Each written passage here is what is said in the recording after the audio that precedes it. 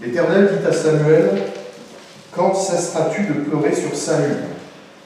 Je l'ai rejeté, afin qu'il ne règne plus sur Israël. Remplis ta corne d'huile et va. Je t'enverrai chez Isaïe, Bethléemite, car j'ai vu parmi ses fils celui que je désire pour roi. » Samuel dit, « Comment irai-je? Saül l'apprendra et il me tuera. » Et l'Éternel dit, « Tu emmèneras avec toi une génisse et tu diras, je viens pour offrir un sacrifice à l'Éternel.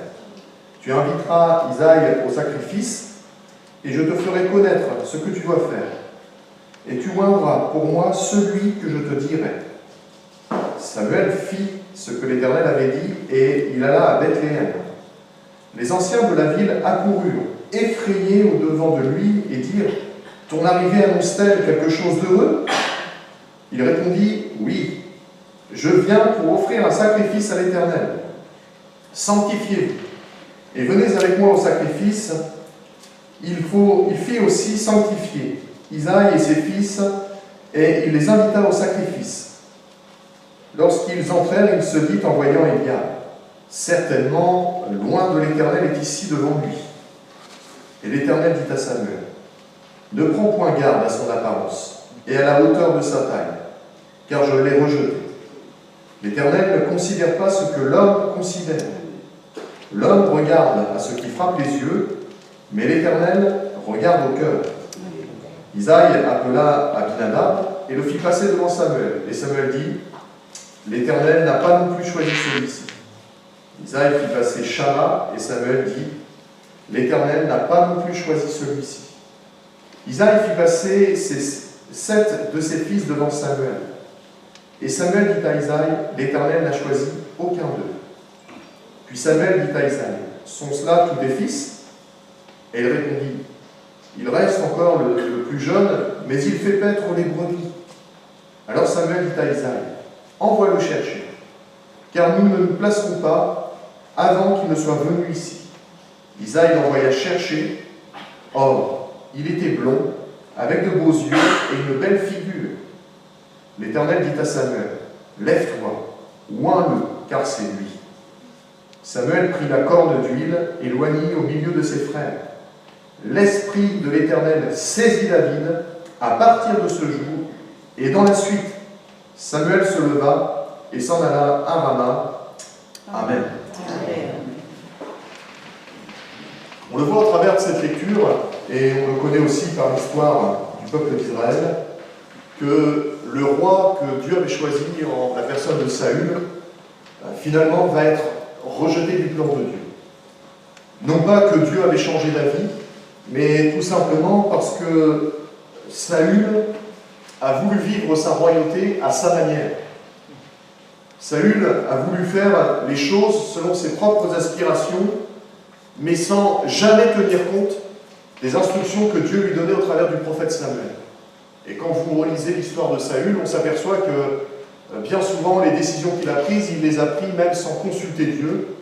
Et à chaque fois, Dieu lui disait, « Oui, mais si tu m'avais écouté, les choses auraient été différentes. » Et parce que Saül, toute sa vie, a voulu diriger sa vie à sa manière, selon ce qu'il pensait être bon, mais aussi selon ce qu'il ressentait par rapport aux autres, eh bien, finalement, au bout d'un moment, Dieu a dit, « Moi, je ne suis plus dans l'affaire.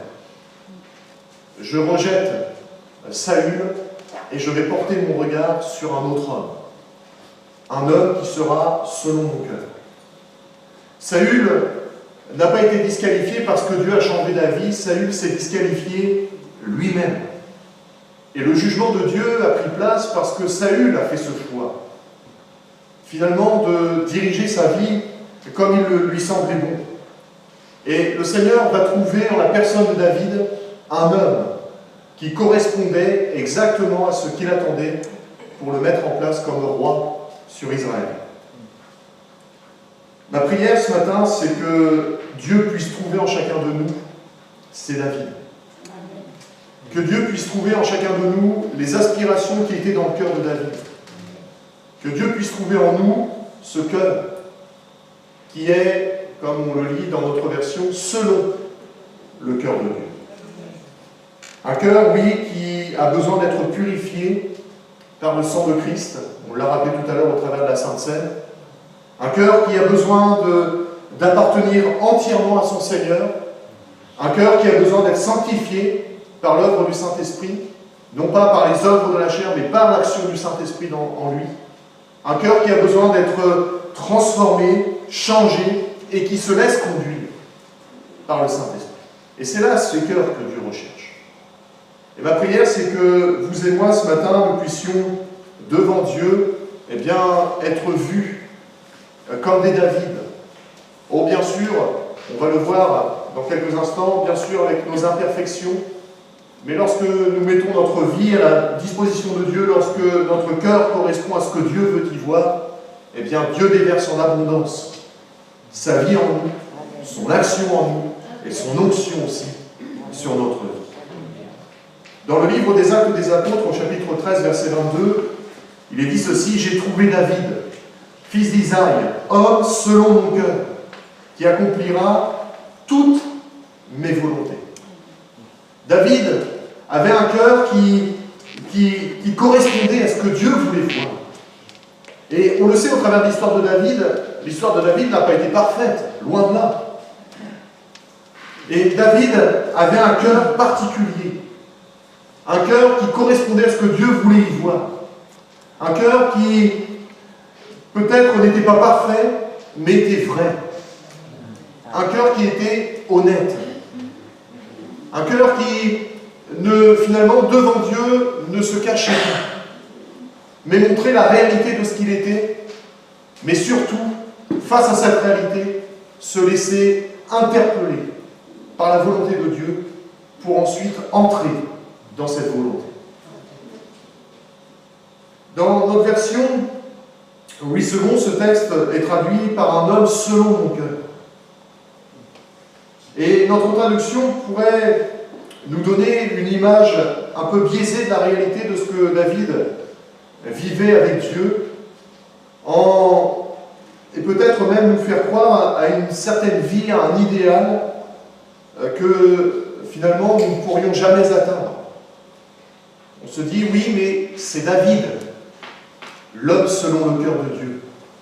Et parfois on pourrait croire qu'avoir un cœur selon le cœur de Dieu, c'est réservé à une élite, c'est réservé à certaines personnes, c'est réservé à ce que, vulgairement on pourrait dire, des TTS, des très très spirituels. Mais j'aimerais que vous et moi nous comprenions bien ce matin, avec la parole de Dieu à l'appui, que le fait d'avoir un cœur selon le cœur de Dieu, c'est possible pour tous. C'est possible pour chacun d'entre nous. Et ce que David a vécu, Dieu veut que nous aussi nous vivions.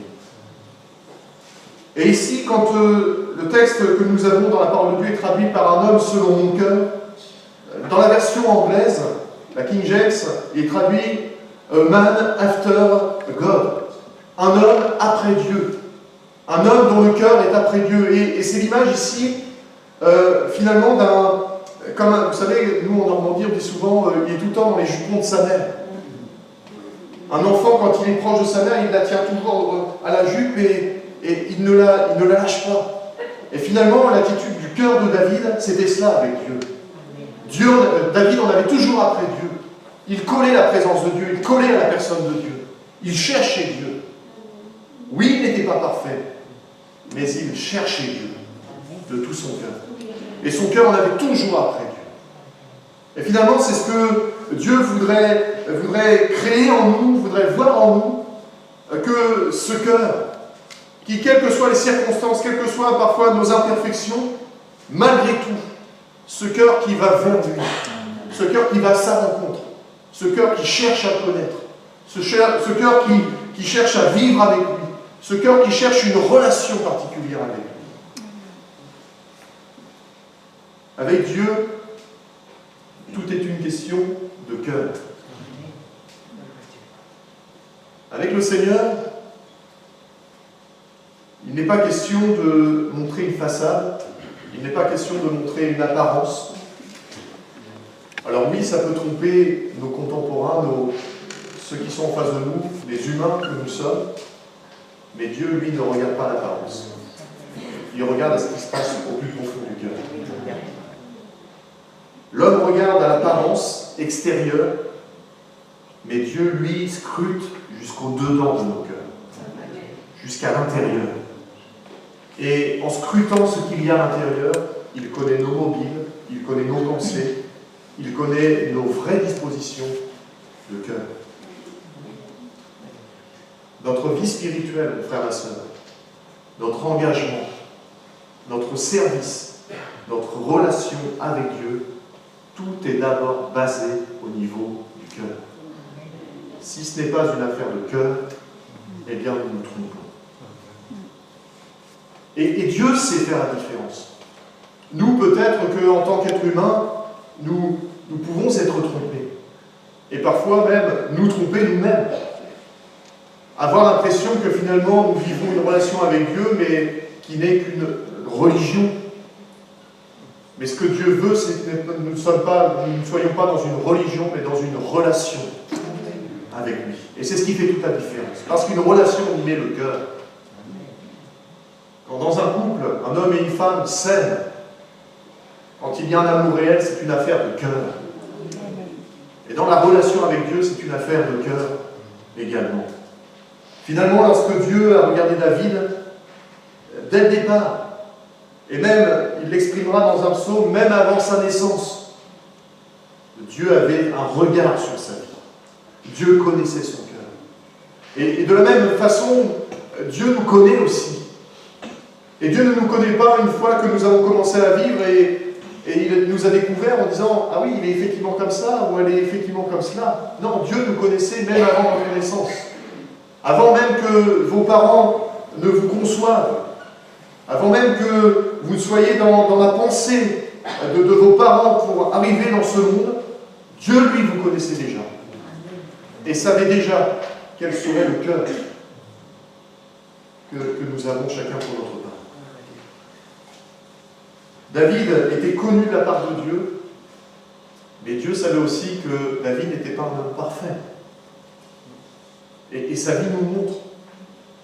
Il arrivera des moments où il fera des erreurs magistrales. Il tombera dans l'adultère, il tuera un homme. À un moment donné, Dieu, il savait que Dieu ne voulait pas qu'il faille dénombrer le peuple, et il fera ce dénombrement. Malgré tout, qui amènera un jugement de Dieu. Et malgré ses faiblesses, malgré ses imperfections, Dieu connaissait son cœur. David avait un cœur qui était après Dieu, il cherchait sans cesse le contact, la relation, l'approbation de Dieu. Et c'est cela qui a déterminé toute la vie de cet homme de Dieu. C'est cela qui a déterminé ce qu'a été David. Et quand on a un tel cœur, il y a des résultats à cela. Il y a des résultats bénis. Il y a des résultats dans la vie d'un tel homme.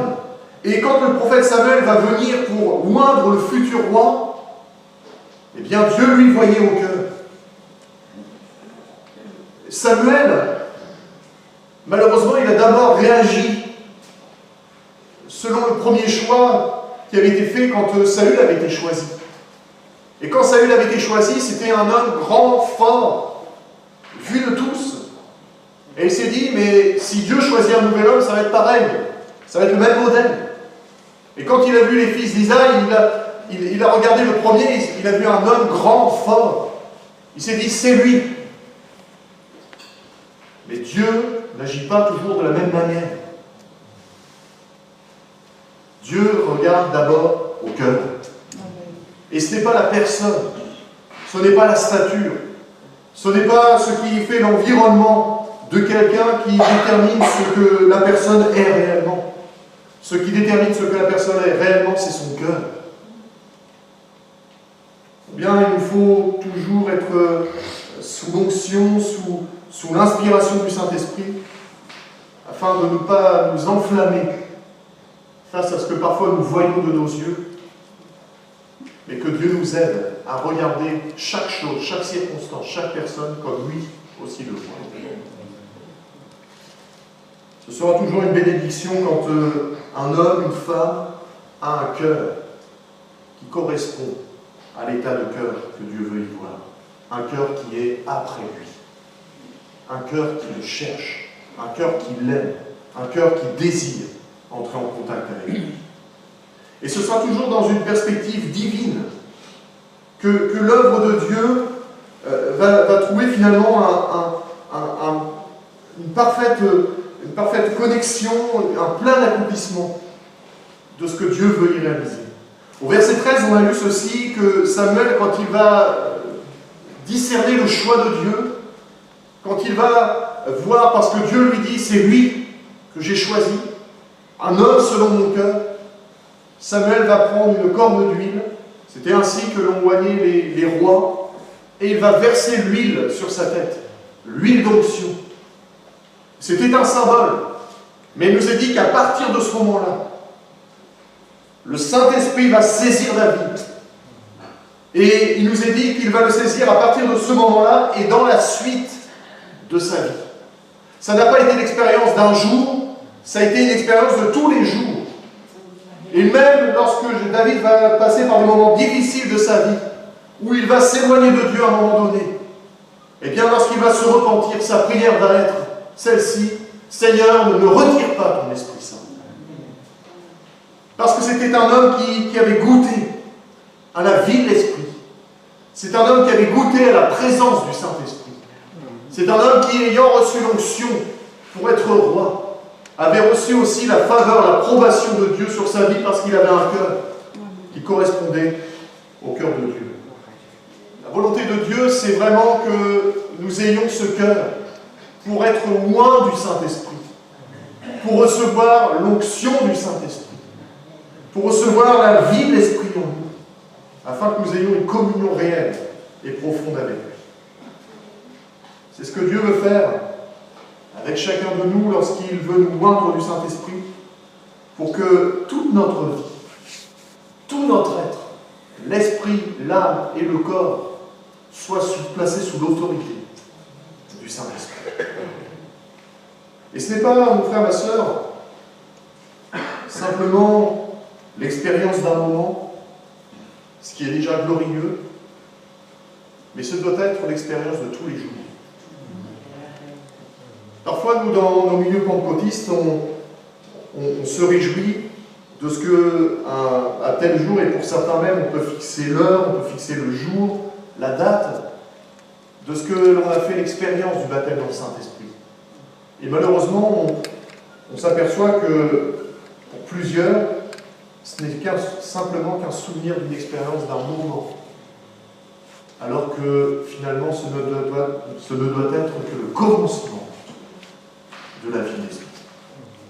David, lorsqu'il va être saisi par le Saint-Esprit, ça a été à partir de ce jour-là et dans la suite. Ça n'a pas été simplement un moment, mais ça a été chaque jour de sa vie. Et vous et moi, mon frère, ma soeur, nous sommes encouragés à rechercher cette onction du Saint-Esprit, à rechercher le baptême dans le Saint-Esprit, à rechercher à être loin, à être rempli du Saint-Esprit, pour que cela ait un impact dans toute notre vie. Et l'impact que ça a eu dans la vie de David, a été énorme, grand, extraordinaire. L'impact qui a eu lieu dans la vie de David, elle a transformé sa vie, mais elle a transformé aussi toutes ses actions. Elle a transformé aussi toute sa mentalité. Elle a transformé tout ce qu'il a pu faire après. Et on peut le lire, et je vous encourage maintenant à suivre cette lecture. On reprend toujours dans le chapitre 16, et on va prendre à partir du verset 14. Il nous est dit que l'Esprit de l'Éternel se retira de Saül, qui fut agité par un mauvais esprit venant de l'Éternel. Les serviteurs de Saül lui dirent: voici un mauvais esprit venant de Dieu t'agite. Que notre Seigneur parle. Tes serviteurs sont devant toi, ils chercheront un homme qui sache jouer de la harpe, et quand le mauvais esprit venant de Dieu sera sur toi, il jouera de sa main et tu seras soulagé. Saül répondit à ses serviteurs: trouvez-moi donc un homme qui joue bien, et amenez-le-moi. L'un des serviteurs prit la parole et dit: voici, j'ai vu un fils d'Isaïe, Bethléemite, qui sait jouer. C'est aussi un homme fort et vaillant, un guerrier, parlant bien et d'une belle figure, et l'Éternel est avec lui.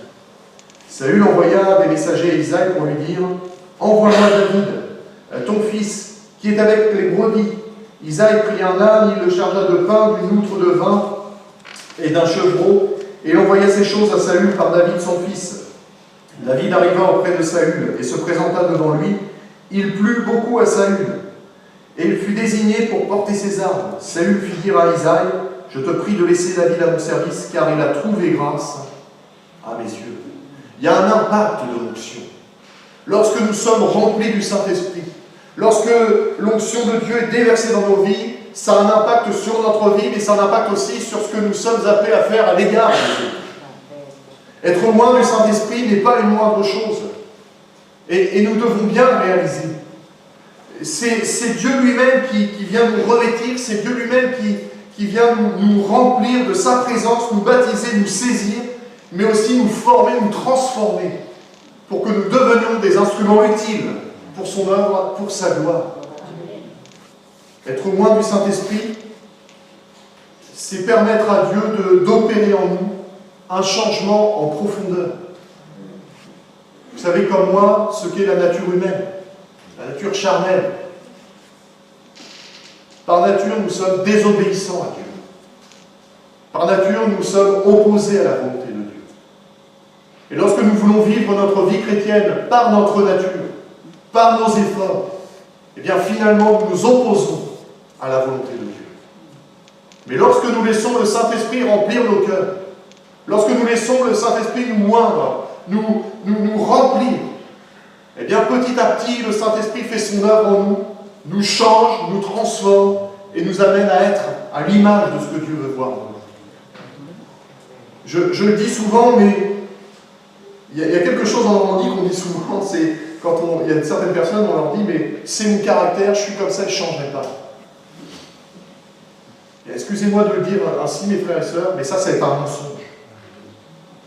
Parce que si on veut réellement laisser le Saint-Esprit œuvrer dans notre cœur, il est même capable de changer notre caractère. Il est même capable de transformer ce que nous ne pouvons pas faire. Notre mentalité, nos pensées, notre manière d'être, notre manière de parler, notre manière de voir les choses peut être transformée simplement par le fait d'être loin du Saint-Esprit, parce qu'il nous sanctifie et nous rend semblables à l'image de ce qu'est Christ. Être loin du Saint-Esprit, ça a un impact dans notre vie. Ça doit se voir, ça doit se sentir, ça doit s'entendre. Quand nous parlons, quand nous réagissons, ceux qui sont autour de nous doivent sentir qu'il y a quelque chose. Ici, Saül cherchait un homme pour l'apaiser lorsqu'il était en délire. Et il y a eu ce témoignage de David. Il y a un homme qui sait jouer de l'art. Et l'Éternel est avec lui. Ça, c'est du témoignage.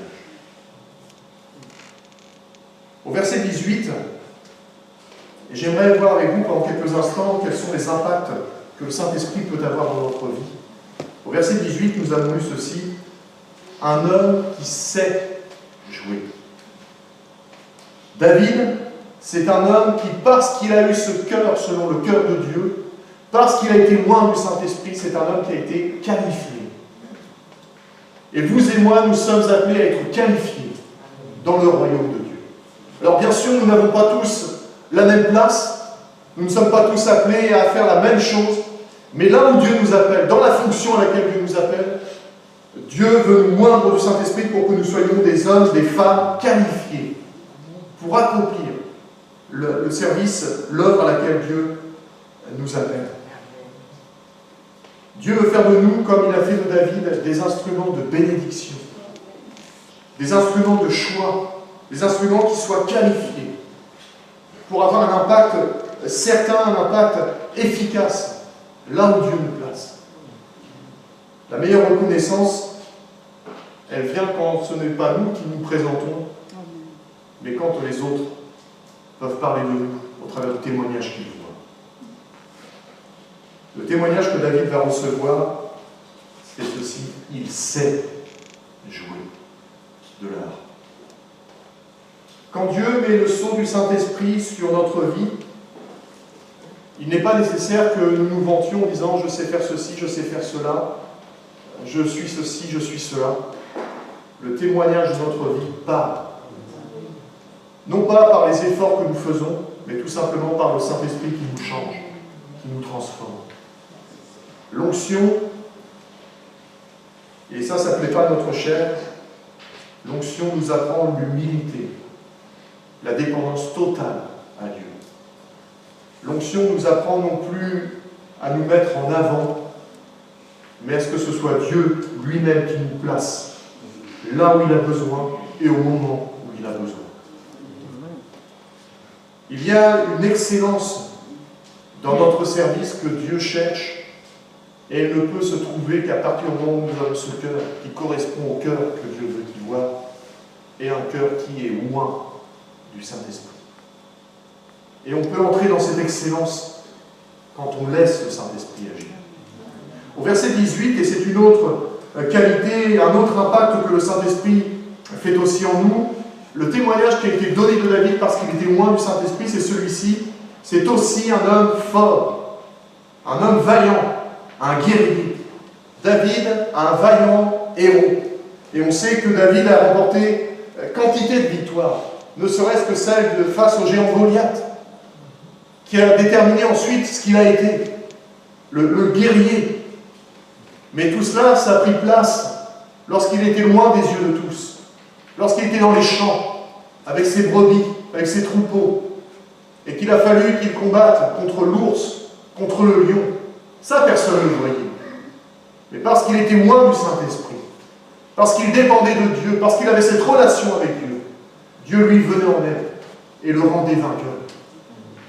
David, c'est un héros doublé d'un combattant, d'un guerrier. C'est un homme qui a donné sa vie pour que Dieu l'utilise et que le peuple d'Israël puisse bénéficier de qui il était. Et ça nous amène à considérer que ce que Dieu nous donne n'est pas pour nous-mêmes, mais c'est pour l'Église, c'est pour le royaume de Dieu, c'est pour que l'œuvre de Dieu avance. Ce que Dieu nous communique, ce n'est pas pour nous-mêmes, mais c'est pour Dieu. Et c'est pour être utile à celles et ceux qui sont autour de nous, à notre génération. On peut, c'est vrai, avoir une certaine force et on peut avoir certaines capacités et finalement être totalement inopérant quand on se retrouve sur certains terrains, dans certaines conditions, dans certaines circonstances. Et surtout lorsqu'on est confronté à la dure réalité du combat. Parfois, il y a des personnes qui sont formées qui ont toutes les capacités, et dès qu'elles se trouvent confrontées à certaines situations, dans ce coup, il n'y a plus rien.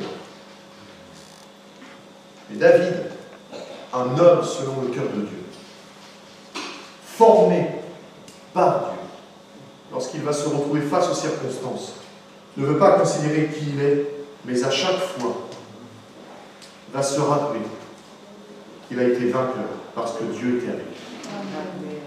Et mon frère, ma soeur, lorsqu'on est sous l'onction du Saint-Esprit, lorsqu'on est loin du Saint-Esprit, lorsqu'on est rempli du Saint-Esprit, face à tous nos combats, nous nous rappelons que ce n'est pas nous, mais c'est lui qui nous rend vainqueurs. Et nous le laissons faire au travers de nous. Et nous nous mettons à sa disposition, reconnaissant que en nous ne réside pas la force, la capacité de pouvoir faire face à ces circonstances, mais que lui est capable de le faire. Et parce qu'il vit en nous, il nous rend capable de traverser toutes ces circonstances. Nous sommes rendus forts, nous sommes rendus vaillants. Et ce matin, peut-être que tu as besoin d'entendre, mon frère, ma soeur, tu es devant l'Éternel un vaillant héros. Non pas parce que tu es plus capable que les autres, mais tout simplement parce que ton cœur est mis à la disposition du Tout-Puissant. Troisième impact que le Saint-Esprit opère dans nos cœurs, il nous est dit de David, toujours au verset 18, un homme qui parle bien. Un homme qui a un beau langage. David, ce n'était pas un homme qui parlait en l'air, mais il avait un langage qui le faisait reconnaître comme quelqu'un de sage, comme quelqu'un d'instruit, comme quelqu'un qui savait ce qu'il faisait. Et son langage le différenciait des autres. Ne serait-ce que quand il a été confronté à Goliath. Tout le monde avait peur, tout le monde tremblait. Mais David a eu ce langage de foi, a eu ce langage de victoire, en disant ce n'est pas ce que ce géant dit qui est important, c'est ce que Dieu dit, qui surpasse ce que ce géant peut dire. Chouraki a traduit ainsi ce passage, un homme sagace de parole. On parle alors de quelqu'un qui a de la pénétration d'esprit, quelqu'un qui a de la profondeur, quelqu'un qui a un sens aigu de l'observation. Quand il est dit que David parlait bien, c'est quelqu'un qui, dans ses propos, avait de la profondeur, avait recherché, avait bâti des choses construites, des choses entre Dieu et lui, qui faisaient que quand il parlait, eh bien sa parole avait du poids. Sa parole était entendue. Sa parole était sage. Et l'Esprit Saint nous amène dans une telle connaissance de la parole de Dieu, de la volonté de Dieu. Et combien nous avons besoin, face à la folie du monde dans lequel nous sommes, de connaître la sagesse de Dieu, pour savoir comment il faut nous conduire, pour savoir ce qu'il convient de faire. Combien parfois nous sommes démunis face à certaines situations, ne comprenons pas forcément l'issue de ces situations, mais combien dans ces moments nous avons besoin d'avoir la sagesse de Dieu et de parler comme Dieu lui parle. Parce que souvent, lorsque nous voyons l'épreuve, la difficulté face à nous, notre nature réagit, et quand elle réagit, bien souvent, c'est pour nous amener vers le bas. Mais quand l'Esprit de Dieu agit en nous, l'Esprit de Dieu nous rappelle qui il est. L'Esprit de Dieu nous rappelle ce qu'il est capable de faire. L'Esprit de Dieu nous rappelle cette capacité qu'il a de nous transformer, de nous changer, et nous amène à parler, à verbaliser comme lui. Et ce matin, mon frère, ma soeur, Dieu voudrait t'aider par le Saint-Esprit à parler sur ton problème, sur ta situation, sur ton combat. Non pas comme toi tu le vois, mais comme lui, Dieu le voit et veut intervenir. L'impact de l'onction du Saint-Esprit amène à changer notre langage, notre perception des choses. Il nous est dit aussi, toujours au verset 18, que David était un bel homme. Il avait un beau visage. Et ici, je crois qu'il y a plus que le sens physique de l'être qu'il était. Même s'il était beau physiquement. Mais il y avait aussi ce qu'il y avait dans son cœur qui jaillissait sur ce qu'il montrait à l'extérieur. Un homme qui correspondait aux critères divins, un homme dont la beauté intérieure se voyait à l'extérieur. Un homme qui avait un cœur qui avait travaillé par le Saint-Esprit. Et lorsqu'on était à son contact, on pouvait dire que cela, c'est une belle personne. C'est quelqu'un de bien. N'est-ce pas encore là le travail que le Saint-Esprit veut faire dans nos cœurs? Nous changer, nous transformer, pour que celles et ceux qui nous côtoient, et même parfois, peut-être quelqu'un qui nous est complètement étranger, mais ne serait-ce qu'en nous croisant, puisse discerner. Il y a quelque chose que nous possédons, qu'ils n'ont pas, et qui est supérieur.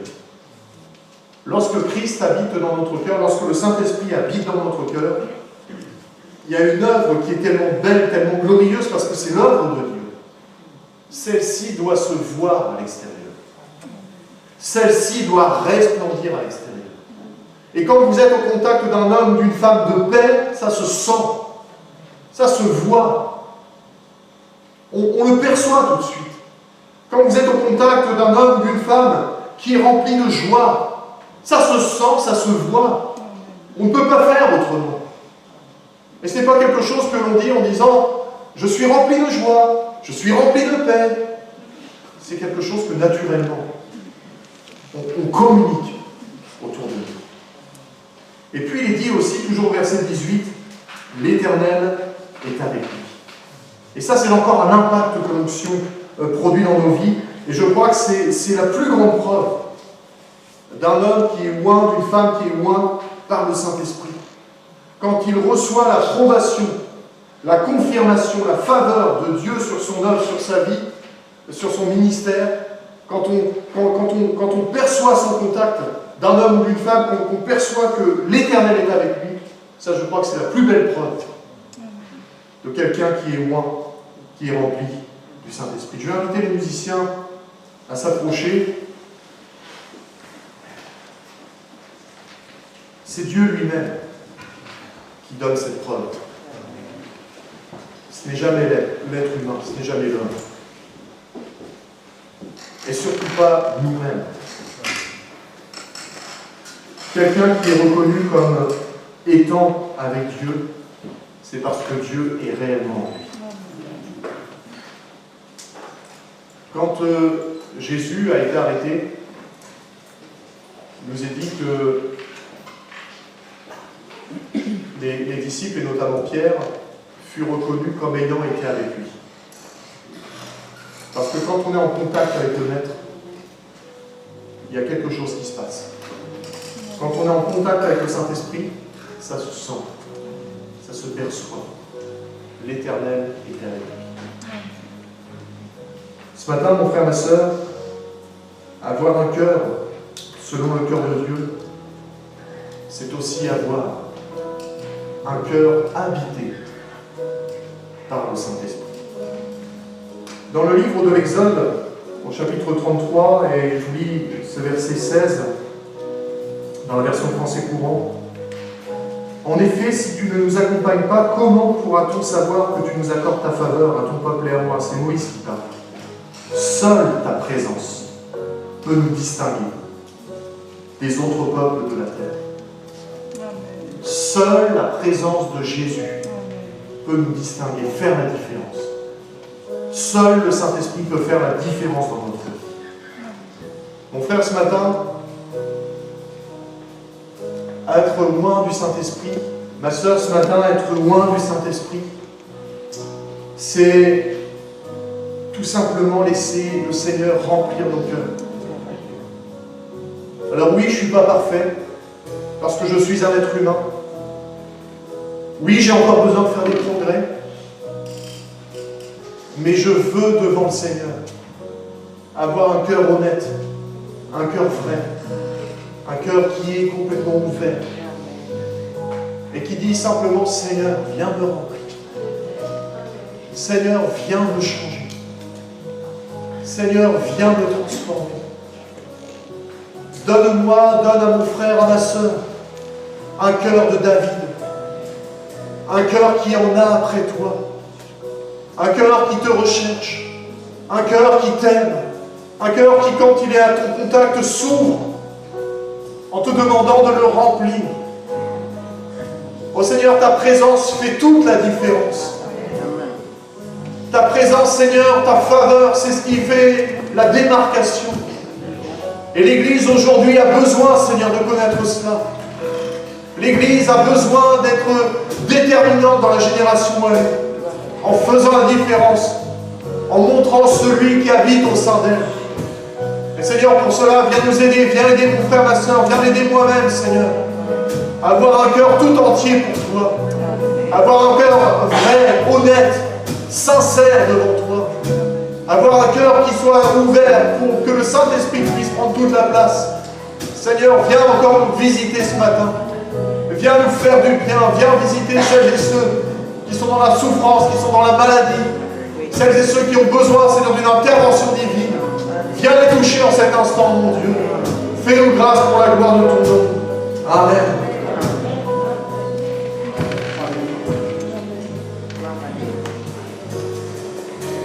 Vous invitez bien place de vous lever donc à l'instant. On va prendre ce chant qui nous parle du sang du Seigneur. Ce sang qui nous justifie de tout le péché. Ce sang qui est pour nous notre espérance de vivre dans l'éternité avec notre Sauveur. Amen. Et après ce chant, je demandais à Samuel de venir nous voir prier pour